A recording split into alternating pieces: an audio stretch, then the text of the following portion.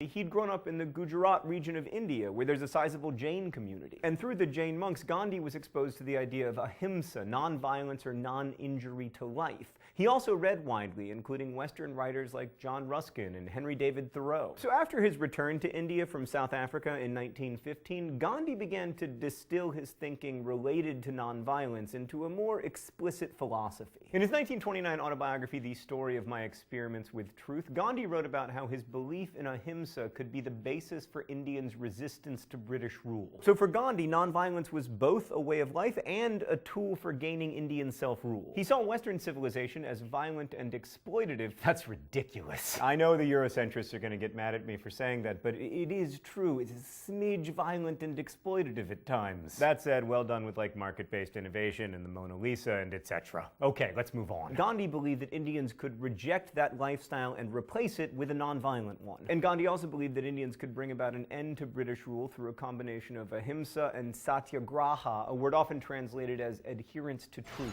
All right, let's go to the thought bubble. These interconnected ideas of ahimsa and satyagraha are best seen in the Salt March of 1930. So since the mid-19th century, the British had placed taxes on salt, and since salt, in addition to making food more delicious, is necessary to live, Gandhi saw these laws as a perfect example of how British despotism affected all Indians. Gandhi announced that he and a small group planned to march from his home in Ahmedabad to the coast in order to harvest salt. The march took almost 2 months and quickly gathered media attention from around the world, and the British Raj in India was forced to choose between arresting Gandhi for breaking a British law or else allowing him to break the law because he was harvesting salt illegally. Millions of Indians were inspired by Gandhi's challenge to British rule and began their own protests against the salt law. As civil disobedience spread across India, the British began to arrest people, and the international media focused even more on the protests, and popular opinion began to see British rule as unjust.